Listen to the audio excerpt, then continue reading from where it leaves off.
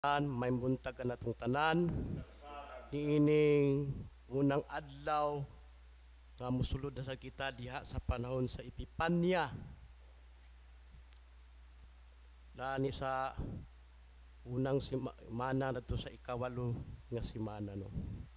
Kadumdum ko mga igsoon sa atong ebanghelyo karon dili man ang Mateo 2 no, ang sa pandasal Mateo 1:6 ngadto sa 11 morning ebanghelyo sa ikaduhang adlaw labi na gid sa misa de Gallo ang talaan ug ang kagikan sa atong Ginoong Hesukristo. Daigsoon nga atong ebanghelyo ning gibuntagon nagisgot kini sa talaan o kagikan sa atong Ginoong Hesukristo sa iyang pagkatao. Miingon dayon kita nga ngalan ramana bisya, father or deacon. Tinuod mga ngalan ra ni ang atong ipangbasa karon base lang sa ebanghelyo. Atong di tinuod mga ngalan lang pero nay balor or value diya sa mata sa Dios. Nay balor. Munang giingon din sa atong obispo datong midweek service. Nay balor o value gitagaan o dakong pagtagad. Muna itong hinumduman isip mga gitawag sa Dios o mga ministers kung asa gipahimutang. Atong hinumduman dili ni sila mga perpekto. Take note, pareha nato ni tao nga makasala. Napanis sila sa lawas nga madunot sa diyang nangalagad sila. Dili usab mausab nato mga igsuon. Sa gingo ko nga dili ang walay kalainan sa ilang panahon sa unang henerasyon ngadto sa ikapilang henerasyon nato karon. Dili mga perpekto.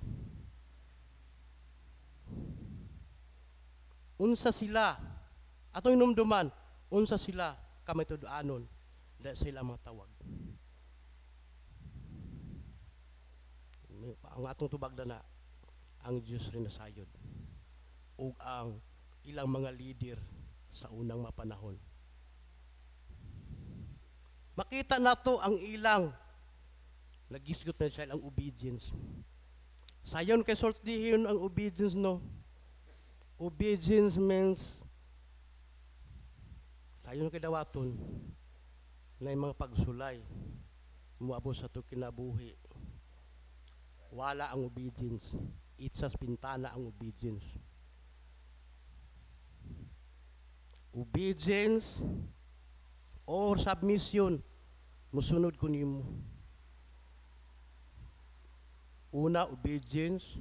Ikadua, submission o ang imong commitment. Gisgutan na niya sa atong obispo datong Wednesday. Sa dihang nangalagad sila sa Ginoo. Mausap kita nagatag kini og panig-ingnan or sumbanan sa atong pag-alagad diha sa Ginoo. Labi na gid sa atong matawag mga igsoon. Atong hinumduman namantay tagsa-tagsa ka pamilya no. Wala untay makapahunong niini pero di kita makapanganti labi na pamilyado ta pag mukuan imong asawa nga wala na tay anak wala tay bugas sakit ang mga bata goodbye di na dita kasimba mawala wala untay makapahunong diya sa atong pamilya uban sa tabang sa Dios no. Dili gyud malikayan to kay naman tas pagbati na ang ulan o mga sitwasyon no. Labi na gid ni ining panahon ni sulod na sa kita diya sa panahon sa Epipanya no. Nakoy basahon diya sa ebanghelyo ni San Juan kapitulo 4 bersikulo 34. Si Jesus miingong kanila, ang akong pagkaon mao ang pagtuman sa kabuton sa nagpadala kanako og sa pagtuman sa bulaton nga iyang gipabuhat kanako. Munang giingon sa John Juan 14:12 nga magbuhat mo labaw pa sa gibuhat nako. Dili lang kini nga balasahon kang Ginoong Kristo kundi sa iyang mga alagad usab. O sa tanang mga ministers kung asa gipahaom sa Ginoo. May igsoon kanunay gyud natong pamalandungan or panaminan kung asa kita gipahaom sa Dios. Diha sa matag adlaw kanunay ang Dios nga nagtan-aw o nagsusi sa atong mga kasing-kasing musugutag sa dili. Sa katapusan, manghinaot ako niining kabuntagon nga uban sa tabang sa Dios o sa balag ng Espiritu Santo nga niya kanato. Mabuhat unta nato ang ipabuhat sa Dios, pinaagi sa iya, pinaagi sa mapainobsanon ng kasing-kasing.